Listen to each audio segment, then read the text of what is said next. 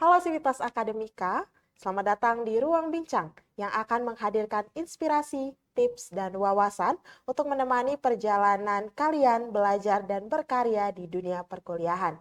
Saya, Nurita, hari ini akan mengupas tuntas sebuah topik yang sangat relevan bagi mahasiswa, yaitu tips menjadi mahasiswa yang berdampak dan unggul.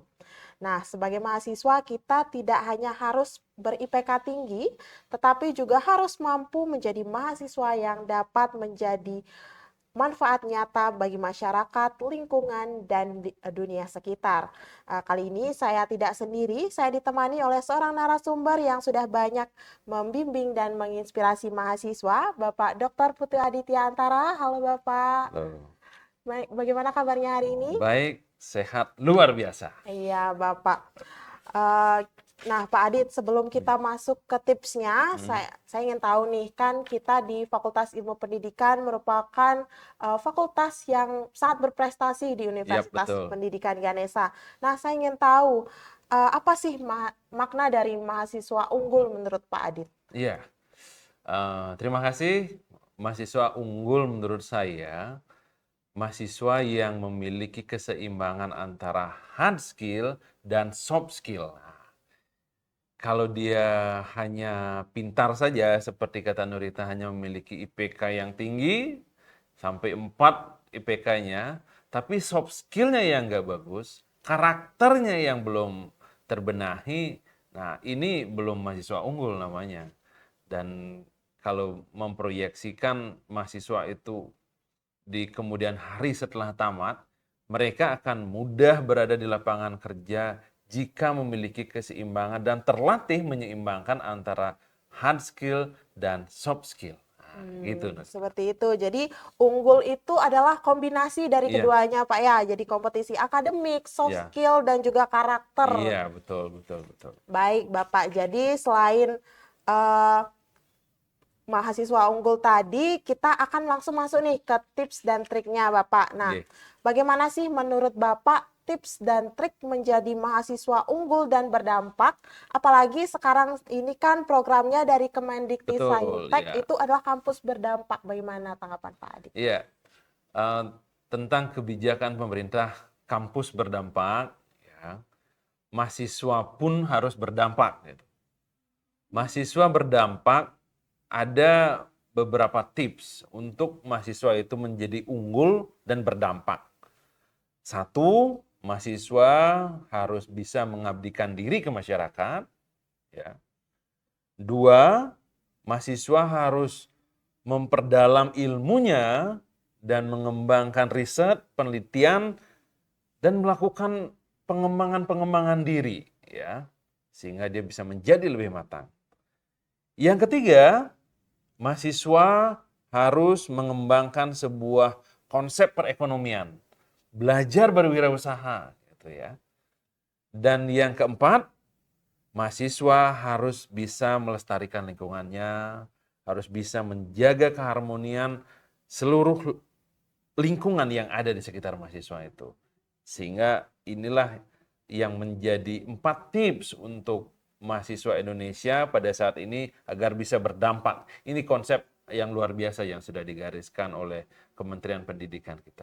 Oh, baik Pak, sangat menarik ya. Nah, kalau mahasiswa itu terlibat di salah satu pilar ini, Mm-mm. pasti dampaknya akan sangat terasa gitu, Sangat ya, terasa Pak dan ya. luar Lalu menurut Pak Adit, pilar mana atau tips yang mana sih yang paling penting untuk diterapkan oleh mahasiswa? Iya, bagian mana, tips yang mana, atau persyaratan yang mana, kategori yang mana, itu tidak bisa kita pilih satu, gitu ya.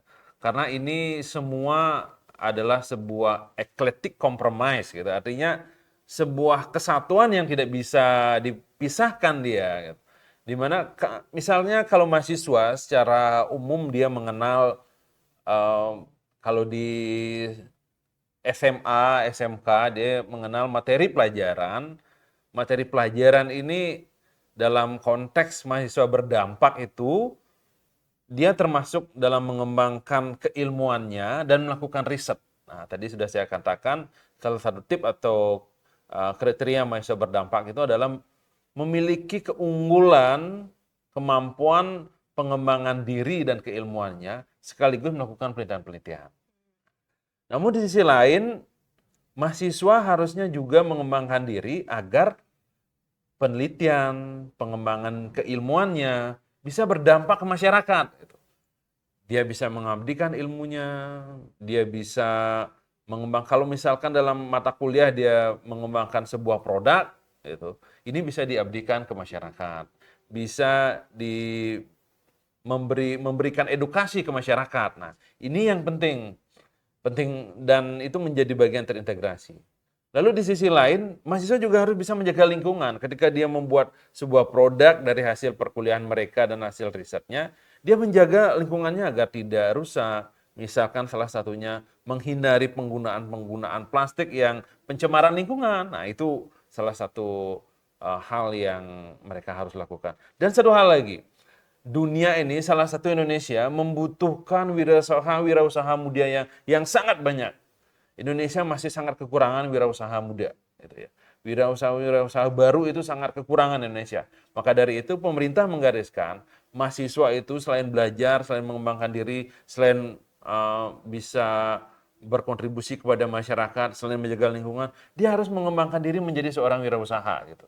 Harus mengenal sebuah perekonomian sehingga bangsa Indonesia ini bisa sangat bertumbuh dia karena banyak masyarakat, mahasiswa, anak-anak mudanya menjadi entrepreneur gitu. Nah, itu. Jadi semuanya dia memberikan dampak yang secara bersama-sama gitu. Berarti dari semuanya itu saling berkaitan ya, Saling Pak Edi? berkaitan, eclectic compromise gitu dalam Iya. bahasa filsafat. Nah, selain 4 tips tadi yang sudah Pak Adit berikan, mungkin pastinya ada keterampilan pendukung nih yang perlu dimiliki oleh mahasiswa agar menjadi unggul dan berdampak itu sendiri. Nah, apa saja sih keterampilan-keterampilan tersebut menurut Pak Adit?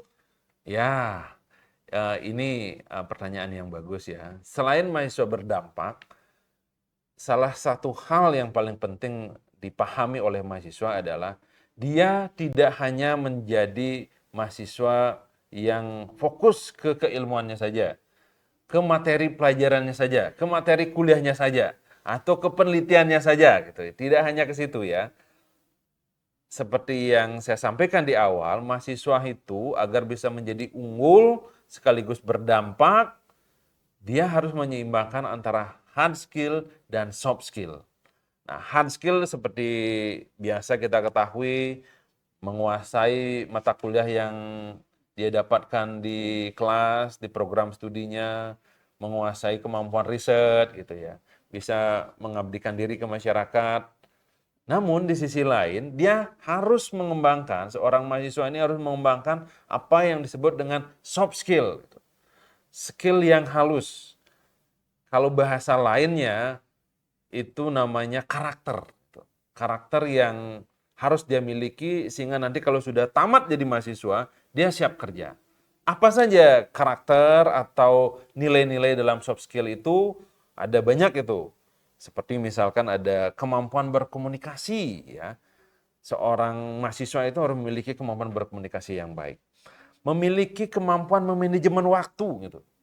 Ya, dia harus bisa memanage waktunya, mana waktunya kuliah, mana waktunya berorganisasi, mana waktunya holiday gitu ya, jalan-jalan, ya. Mana waktunya untuk juga membantu orang tua gitu. Nah, harus membagi waktu dengan bagus. Itu penting. Yang berikutnya, seorang mahasiswa itu harus memiliki kemampuan berpikir kritis ya. Karena ini penting banget di dunia sekarang ini. Banyak masyarakat yang kena masalah atau mudah dibohongi oleh para penjahat itu karena kemampuan berpikir kritisnya kurang. Mahasiswa harus memiliki kemampuan berpikir kritis itu ya. Yang berikutnya ada adaptable. Adaptable. Mahasiswa dia harus memiliki kemampuan adaptasi yang tinggi. Misalnya kalau dia kampungnya asalnya dari Kabupaten Gianyar, ketika dia berada di Undiksa yang kabupatennya adalah Buleleng, dengan segala budayanya, segala lingkungannya, seorang mahasiswa harus bisa mengadaptasi dirinya. Jangan terlalu membawa budaya dari daerahnya saja, sehingga di sini tidak bisa dia bekerja sama, tidak bisa berkomunikasi, tidak bisa teman dengan orang, dan tidak bisa menerima budaya di sini gitu. Harusnya seorang mahasiswa yang baik itu bisa beradaptasi dimanapun dia berada. Berikutnya, seorang mahasiswa harus memiliki kemampuan bekerja sama dalam tim. Makanya perkuliahan yang dilakukan di kampus, itu di Undiksa contohnya, itu mahasiswa pasti dibuatkan kelompok-kelompok untuk mempresentasikan materi, untuk mengerjakan proyek, dan lain sebagainya. Berikutnya, seorang mahasiswa itu harus belajar memiliki kepemimpinan. Ini penting ini. Jangan meskipun rasanya Anda tidak bisa memimpin, Anda tidak belajar untuk memiliki kemampuan seorang pemimpin gitu. Itu salah itu.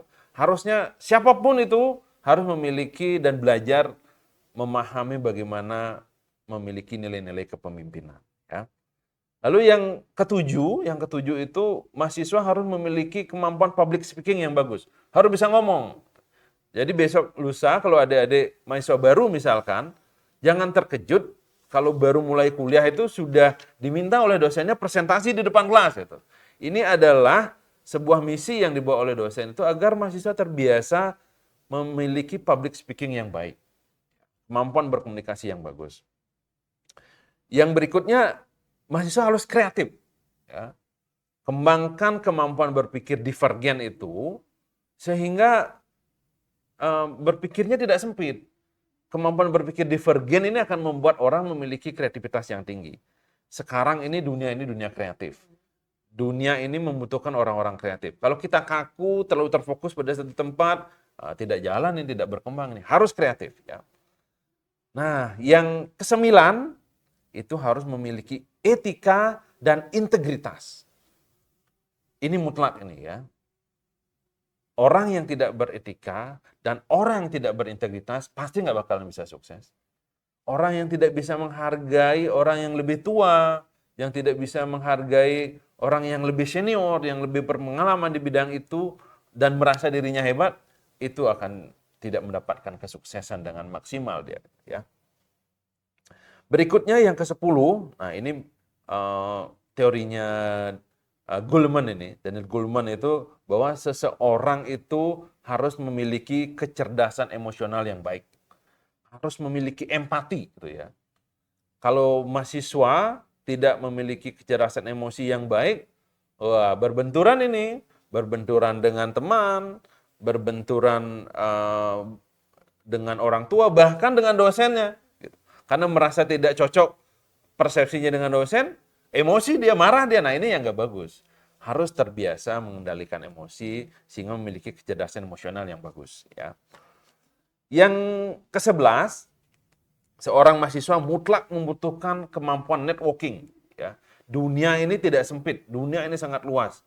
Kita di Fakultas Ilmu Pendidikan sudah membangun jejaring ini sehingga mahasiswa bisa berinteraksi, berkomunikasi, dan mengembangkan dirinya tidak hanya di dunia lokal saja. Di Bali saja, di Indonesia, tapi kita sudah meluaskan sampai ke luar negeri. Kita punya networking yang sampai ke Australia, ke daerah negara Asia yang lain, dan masih banyak gitu. Itu networking harus bagus. Yang terakhir, seorang mahasiswa itu harus memiliki kemampuan manajemen keuangan. Harus itu. Kalau nggak bisa mengatur uang, tekor kita, susah menghadapi masa depan gitu ya. Oke, jadi sudah banyak ya ternyata kemampuan-kemampuan yang harus dimiliki oleh mahasiswa, Bapak ya. Kadang keterampilan-keterampilan ini itu juga tidak hanya digunakan di dunia perkuliahan, Iya tapi betul. juga di dunia kerja Dunia kerja nantinya. nanti kalau mereka sudah tamat ya. Iya, Bapak. Nah, Pak Adit, mungkin pendengar kita juga akan lebih terinspirasi jika Bapak bisa memberikan contoh nyata dari bagaimana sih ciri-ciri mahasiswa unggul dan berdampak itu sendiri, Bapak. Iya. Tadi sudah saya sampaikan tips, kriteria, kategori mahasiswa unggul dan berdampak. Pertanyaan ini saya bungkus dia menjadi sebuah formula bagaimana sih caranya agar mahasiswa itu bisa menjadi mahasiswa unggul dan berdampak. Sebenarnya sederhana ini, yang membuat mahasiswa itu akan menjadi unggul dan berdampak, jika dia selain mengikuti perkuliahan dengan baik, sesuai dengan arahan dosen, lembaga ini, mereka harus mengembangkan selain kurikulernya, dia harus mengembangkan ekstrakurikulernya juga ya. Ekstrakurikuler yang dimaksud adalah aktivitas-aktivitas di luar perkuliahannya ya. Mahasiswa yang baik itu tidak hanya bagus IPK-nya, tetapi juga mereka adalah seorang organisatoris, mereka bisa mengikuti berbagai organisasi yang ada di lembaga itu. Kalau di Fakultas Ilmu Pendidikan ada Badan Eksekutif Mahasiswa, ada Himpunan Mahasiswa Jurusan, dan ada grup-grup komunitas yang mereka bisa ikuti. Ya. Itu ikuti saja itu, ini akan membuat pengembangan diri mereka lebih cepat. Ya. Kalau di organisasi misalkan, seperti karakter-karakter atau nilai-nilai soft skill yang saya sampaikan tadi, ketika mereka ikut berorganisasi, secara tidak langsung dia bisa belajar. Misalnya, kemampuan berkomunikasi. Seandainya ada rapat dalam sebuah organisasi BEM Fakultas Ilmu Pendidikan misalnya, mengajukan pendapat ini harus tertata, dia pasti belajar bagaimana caranya menyampaikan pertanyaan, pendapat, itu juga ya. Lalu di kesempatan lain, misalnya kalau ada kegiatan sebagai panitia gitu ya, sekelompok panitia gitu. Kalau ada menjadi panitia, dia akan belajar berkolaborasi dengan teman, bekerja sama dalam tim, sehingga ini secara tidak langsung akan mematangkan mereka. Secara tidak langsung akan mengembangkan soft skill mereka. Pengalaman yang saya lihat dari ketika di zaman saya masih mahasiswa, saya juga dulu adalah aktivis mahasiswa ya. Selain juga menikmati perkuliahan, saya juga sebagai aktivis mahasiswa, saya pernah menjadi ketua HMJ, pernah menjadi ketua BEM gitu ya. Pernah menjadi wakil ketua KMHD, pernah menjadi sekretaris MPM, pernah menjadi Dewan Pertimbangan Koperasi Mahasiswa di tingkat lembaga, gitu. Dan masih banyak lagi, misalnya kalau organisasi luar saya ikut KMHDI, dan ada beberapa ini. Kalau ketika saya kuliah di Jakarta, itu ada organisasi-organisasi lain yang saya ikuti juga. Ini akan membuat kita secara tidak langsung mengembangkan karakter kita, mengembangkan nilai-nilai hidup kita, sehingga kita akan mampu bisa berada, sukses, dan maju dimanapun kita berada. Pasti itu. Dan saya lihat mahasiswa-mahasiswa saya juga, mahasiswa yang menjadi aktivis, aktif di organisasi kemahasiswaan, nilainya pun ikut bagus dia, karena dia sudah terbiasa memanajemen waktu, sudah terbiasa berkolaborasi. Itu cenderung seperti itu yang saya lihat. Yang saya lihat mahasiswa-mahasiswa yang jarang ikut berorganisasi, mereka perkuliahannya ya ini saja sebegitu saja yang saya lihat. Justru mahasiswa yang ikut berorganisasi lah, dia bisa memanajemen waktunya, dia bisa berkolaborasi dengan teman, kemampuan komunikasinya bagus, ini akan sangat lengkap. Karena kalau sudah mereka tamat, dia akan sudah siap kerja. Yang tadi yang tidak ikut berorganisasi, kalau sudah tamat, yang saya lihat banyak mahasiswa kebingungan. Kerja apa saya gitu. Tapi mahasiswa-mahasiswa yang pernah ikut berorganisasi, setelah tamat, peluang pekerjaan mereka sangat banyak gitu. Oh, jadi dengan mengikuti organisasi itu membuka peluang kita untuk bisa beradaptasi, Ya, bisa terjun langsung ke masyarakat seperti itu Bapak ya. Adit. Nah, baik Pak Adit, terima kasih atas banyak wawasan yang sudah diberikan yang luar biasa pada kesempatan kali ini. Sebelum kita tutup, bisakah Pak Adit memberikan pesan singkat untuk para mahasiswa yang sedang mendengarkan podcast kita pada kesempatan kali ini? Ya. Terima kasih Nerita. Kepada seluruh mahasiswa dimanapun berada, mahasiswa Undiksa, mahasiswa Fakultas Ilmu Pendidikan, saya ingin memberikan tips ringkas bagaimana caranya menjadi mahasiswa unggul dan berdampak. Yang pertama, janganlah menjadi mahasiswa yang kupu-kupu, kuliah pulang saja. Haruslah kalian menjadi yang kedua ini, ya. menyeimbangkan antara hard skill dan soft skill. Dan yang ketiga, kalian harus mencoba diri, menempa diri untuk ikut berbagai lomba. Juarailah lomba-lomba. Dan mencobalah berbagai pengembangan diri. Ya. Magang, pelatihan, diklat, ikut itu ya di luar perkuliahan. Dengan ketiga hal ini, saya yakin Anda akan siap kerja di lapangan dan siap menjadi orang yang sukses ketika berada di dunia kerja nanti. Saya yakin itu, saya pastikan, dan saya sudah meriset ini. Dan saya membuktikan bahwa mahasiswa-mahasiswa dengan menyeimbangkan ketiga hal ini, kuliahnya bagus, lalu dia memiliki soft skill yang bagus, dia menjadi juara dalam berbagai lomba, ketika sudah tamat, mereka akan menjadi orang yang hebat, berprestasi, dan menginspirasi banyak orang. Demikian, Rita. Oh, baik Pak Adit. Nah, mungkin secara singkat bisa disederhanakan itu untuk mulailah dari sekarang seperti itu ya Mulailah Pak. dari Tidak sekarang, perlu ya. menunggu lulus untuk menjadi yang sempurna seperti itu Tidak Pak. perlu Oke. menjadi yang Baik, terima kasih sekali lagi Pak Adit. Semoga obrolan kita kali ini dapat menginspirasi teman-teman yang lain dan sampai jumpa di episode selanjutnya.